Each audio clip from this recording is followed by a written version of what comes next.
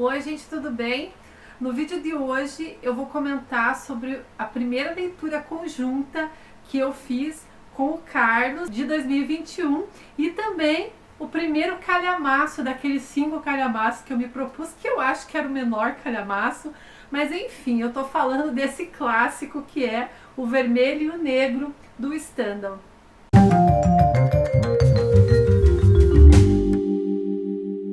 Tem muita coisa para falar desse livro aqui.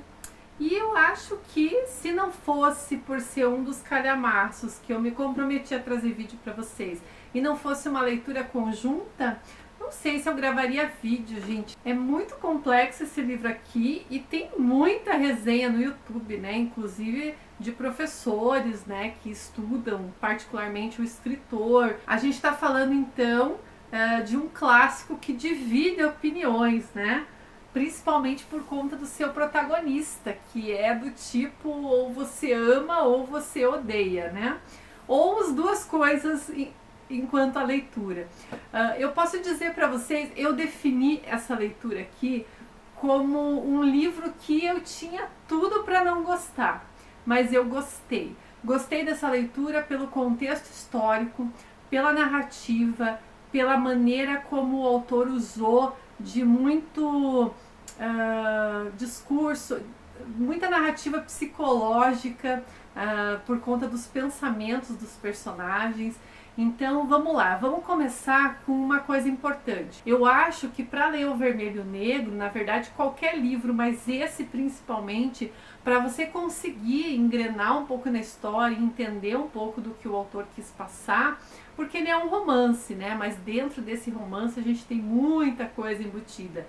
É preciso entender um pouquinho sobre a época, né, em que ele foi escrito e em que os personagens viveram aqui dentro da história, né? Então a gente está falando, gente, bem resumido, né, daquela época na França, logo após a queda de Napoleão. Então a gente teve aí, né, todas aquelas revoluções, até que Napoleão tomou o poder em 1799 e ficou no poder até 1815, quando ele foi derrotado na Batalha de Waterloo. Preciso fazer um parênteses. Eu tenho um livro que eu recomendo muito e que tem resenha no meu blog. Eu vou deixar aqui a foto do livro, porque não tem nada a ver com o Vermelho e o Negro, mas é um livro que eu sempre recomendo. É um livro que conta sobre essa batalha em que Napoleão caiu pelos olhos de uma coelha, gente. Eu não vou falar mais nada, se você quiser saber mais, vou deixar o link na descrição, porque esse livro é um amor, é muito legal. Então a gente está falando desse período aqui, tá? Eu acho que o livro vai se passar mais ou menos entre 1826 e 1830, tá? Que foi então aquele período de 1815, quando Napoleão caiu, até 1830, que teve a nova revolução, né? Foi chamado de período de restauração na França. E esse período foi um período politicamente muito conturbado. Como Napoleão caiu e era um período de restauração, era muito perigoso as pessoas idolatrarem Napoleão nesse período aqui. Então, por isso a gente já entende porque o Stendhal, que na verdade o nome dele é esse aqui, que eu vou deixar com a foto, né, o nome em francês e eu não sei pronunciar, ele usou então de pseudônimo, né? E a gente vai ter então um personagem aqui, o protagonista, que é o Julien, né? Esse tão famoso personagem que alguns acham que é o melhor personagem da literatura e outros odeiam, né? E eu já vou dar minha opinião. A gente tem o Julien, que é uma dessas pessoas que idolatra Napoleão Bonaparte, né? E claro que ele tem que esconder isso de todo mundo. Sobre o enredo do livro, gente, também eu vou dar uma resumida, porque tem muita coisa na internet, tá? Eu prefiro focar depois nas minhas impressões pessoais. Mas o Julien, então, ele era filho de um carpinteiro e ele se diferenciava ali na família, né? Vamos dizer que ele era meio que o patinho feio, né? Os irmãos dele seguiram a profissão, o ofício do pai, ajudavam na carpintaria. E o Julien era aquele filho intelectual que gostava de ficar lendo, que era fracote para fazer trabalho braçal, não gostava. e por isso ele sofria muito dentro da família, né? E não era só assédio moral, eram agressões físicas que ele recebia do pai e dos irmãos, né? Por conta disso, houve uma oportunidade aí, naquela época, para que você tivesse alguma oportunidade de ascender socialmente, ou você entrava no exército ou você entrava no seminário, né, para fazer parte do clero. Na verdade, ali, nesse começo do livro, eu entendi que o maior sonho dele era entrar para o exército, porque, como eu disse, ele idolatrava Napoleão, ele lia as coisas que Napoleão tinha deixado escrito, e assim, jovenzinho, né, ele tinha 19 anos, gente, então é importante também, na hora da gente olhar para o personagem, perceber que ele é um jovem de 19, 20 anos enquanto se passa essa história, né? Então a gente não pode querer que ele tome decisões que uma pessoa madura poderia ter, né? E apareceu então uma oportunidade aí, porque como ele era muito intelectual, ele falava latim, ele chegou a decorar a Bíblia, sabia passagens inteiras da Bíblia. Então houve aí uma oportunidade que o cura daquela cidadezinha ofereceu então a ele para trabalhar como preceptor dos filhos do prefeito. E aí ele foi então, né, para a casa do prefeito, trabalhou um tempo como preceptor, essa é uma parte muito importante do livro.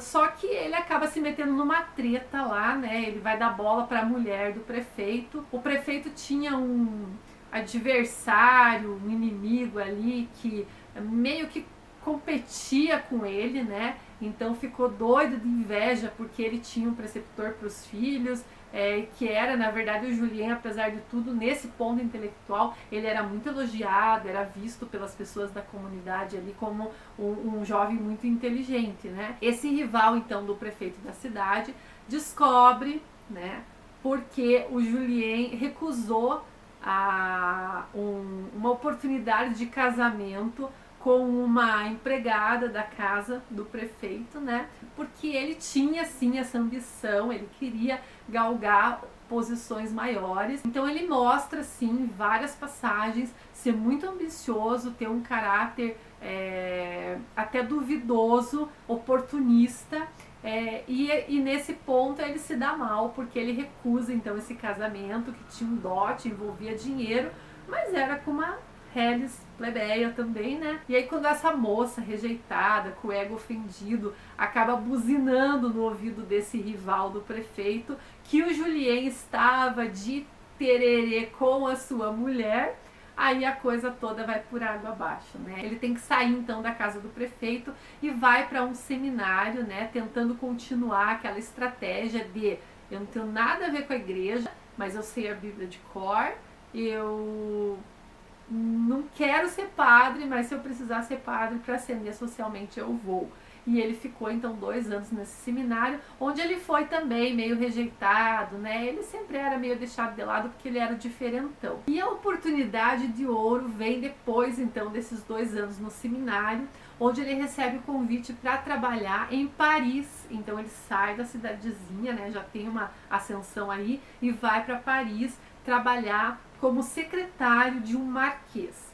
E é aí, na verdade, que eu acho que a história realmente começa a desenrolar. E eu, como leitora, foi a partir daí que eu consegui realmente ter uma noção aí dos personagens e do encaminhamento da história, né? Na casa desse marquês, ele conhece uma outra moça, que é a filha do marquês, a Matilde, e os dois acabam se apaixonando, e é aí que tem um desenrolar a história e um vai e volta. Pois bem, agora vem realmente as minhas impressões, né? Uma das coisas que eu gostei muito e foi o que mais me prendeu no livro é que o narrador é onisciente e ele entra o tempo todo na cabeça dos personagens. Então a gente vai ler assim constantemente, do início ao final da leitura, os pensamentos do Julien, da senhora de Reno, a mulher do prefeito, da Matilde, principalmente dos protagonistas principais. Mas tem horas que tem pensamentos até do cura, porque aí a gente tem também, né, todo um contexto filosófico aqui no livro, né, por conta dessa participação bem importante do clero da igreja aqui, né? A gente vai ter tantos que eram a favor da igreja como os que eram contra, e essa E essa imersão na cabeça dos personagens foi uma coisa que eu gostei bastante, embora algumas vezes eu me irritei um pouco. Por exemplo, vou falar para vocês que o Julien, ele é um personagem muito instigante, mas eu não consegui ver ele assim como o bicho que algumas pessoas pintam. Claro, ele, como eu disse, ele tinha um caráter duvidoso, né? Mas, dado o contexto e história da época e dado a idade do personagem, essa coisa de querer ter uma posição, ter um status ambicional, alguma coisa, né? Não digo que seja certo, mas é meio que normal. Eu digo que o Julien era um personagem humano. Ele não é um herói, eu acho até que ele é visto como anti-herói, mas ele é muito humano, gente. Ele é muito agente, né? Nas contradições e nas dúvidas e nas indecisões, nas fraquezas. Esse foi um ponto positivo que eu vi no personagem. Ele é muito real, ele é muito humano. E muitas vezes a Matilde, que é essa moça que entra na história, embora tenha suas qualidades também, ela é uma mulher, uma moça muito independente, que sabe o que quer, difere um pouco das mulheres da época, né, na cultura das mulheres da época. Então, assim, ela é muito impositiva, ela é muito cheia do querer. Isso é uma coisa que eu achei muito legal do autor ter colocado uma personagem assim no livro. Mas nesse contexto de paixonite entre os dois ali, gente, eu me irritei muito com ela, porque é assim, às vezes tem um vai e volta de novela mexicana, sabe? Aquela coisa assim, quando um quer, o outro não quer. Daí o outro fica querendo, e daí uma hora ele se enche o saco e diz ou finge que não quer mais. Aí quando aquele que não quer vê que aquele que queria não quer mais, começa a querer. Eu fiz proposital essa confusão, porque é assim mesmo em alguns momentos. E isso às vezes me irritava, principalmente nos pensamentos da Matilde. Mas enfim, gente, ela também era uma mocinha, né? Uma quase pós-adolescente, então acho que ela tinha 17 anos na época, né? Mas aí que tá uma coisa legal que eu achei. Eu achei que o autor fez os personagens muito humanos, muito falhos, né? E isso foi uma coisa que me prendeu. Eu tinha umas partes que eu me irritava com o Julien e falava, pô, meu, toma um rumo, né? Para de ficar sonhando, porque ele realmente é meio mau caráter em algumas ações, né? Ele demonstra não ter sentimento, ele querer apenas oportunidade, ser muito oportunista. Mas em outras reviravoltas, ele é muito humano, gente. Ele é muito melodramático, ele se ajoelha e chora, e ali não passa uma falsidade, ele realmente é muito contraditório. Então a gente tem aqui o Vermelho e o Negro, um romance realmente meio lento, tá? Eu entendo várias pessoas falaram pra mim que começaram a ler esse livro e não conseguiram terminar, e eu entendo porque várias vezes eu quase desisti, mas eu sou uma pessoa persistente nas leituras e não me arrependo de não ter desistido. E o Vermelho e o Negro foi uma dessas leituras, então, que em alguns momentos ele parece lento, ele se torna meio chato, porque o Stendhal escreveu aqui como se fosse uma crônica da França naquele momento. Tem até uma passagem aqui que vai ter, acho que na casa do Marquês, um jantar, um baile, alguma coisa assim, que, gente, me lembrou muito a narrativa de Jane Austen, né? Da maneira como ela fazia, como ela olhava a sociedade, né? Então, me lembrou bastante disso. E a gente vai ter aqui, então, um protagonista de 19, 20 anos, né? Que era muito ambicioso, mas também por conta da sua idade era muito ingênuo. Eu acho que basicamente ele vai alternar aí entre esses dois adjetivos durante o livro. Mas eu diria assim que o desfecho do livro, para mim, foi o de melhor, assim, porque o Julien, ele tem algumas revelações, ele tem insights, ele tem uma espécie de, eu não sei se seria a redenção, mas acho que talvez nem isso, porque eu acho que até o final que ele escolheu para ele foi uma espécie de ambição, tá? Essa foi a minha impressão. mas não posso contar, porque, gente, esse é o final do livro e eu vou dizer para vocês que foi um dos melhores finais que eu já li em livros de literatura clássica.